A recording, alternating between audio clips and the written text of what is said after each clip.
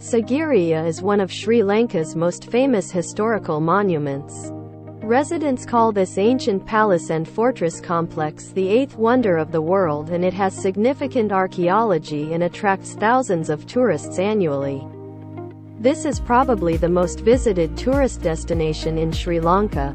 The Sigiriya rocky plain, made of magma from an extinct volcano, is 200 meters higher than the surrounding forest. The exhibition surprises visitors with its unique harmony in nature and human imagination. Thanks to this lion, the palace got Sigiriya. The word Sigiriya is derived from the word Sahagri, meaning lion rock. The western walls of Sigiriya are almost exclusively covered with frescoes, made during the Kasyapa period. 18 frescoes are still alive today. The fresco depicts a naked woman and is seen as a picture of Kasyapa's wife and concubine, or as a priest containing religious rites. Although the identity of the unknown woman is depicted in the mural, this unique ancient painting celebrates the beauty of women and has a remarkable historical impact. One of the best features of Sigiriya is its mirrored walls. In the old days it was so refined that the king could see the reflection. The mirror walls are painted with inscriptions and poems written for Sigiriya's guests. The oldest inscription is from the 9th century. The inscription says that Sigiriya was a tourist destination more than 1,000 years ago. Today it is strictly forbidden to paint walls. 1. Sigiriya mirror wall just past the Sigiriya frescoes. You walk alongside what is known as the mirror wall, a wall polished so heavily that the king would have been able to see his reflection on the surface. You'll see names and notes scribbled into the wall, some from as early as the 8th century, by visitors to Sigiriya Lion's Rock. One translated writing reads, "I am Budal," the writer's name. Came with hundreds of people to see Sigiriya. Since all the others wrote poems, I did not.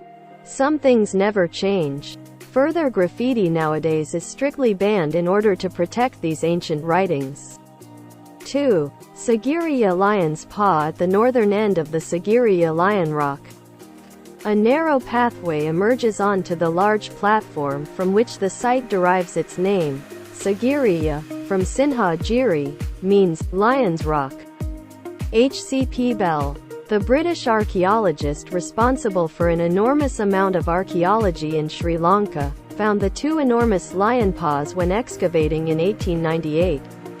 The final ascent to the top commenced with a stairway that led between the Sigiriya lion's paws and into its mouth. The 5th century lion has since disappeared, apart from the first steps and the paws.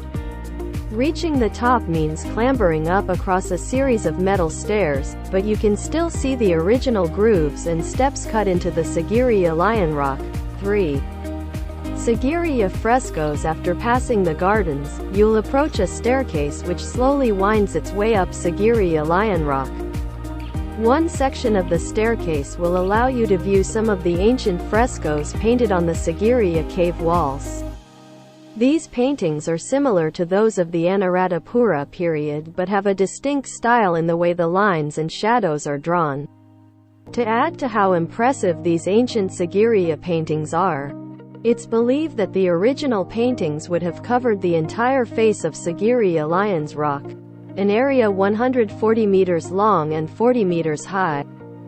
Definitely take the extra few minutes to view the paintings and try to imagine what Sigiriya Rock would have looked like in all its painted glory thousands of years ago.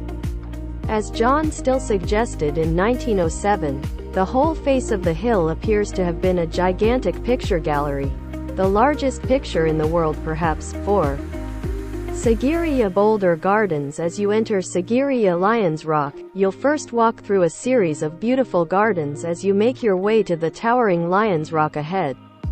The Water Gardens, Cave and Boulder Gardens, and Terraces Gardens at Sigiriya are among the oldest landscape gardens in the world, so be sure to take some time to appreciate them.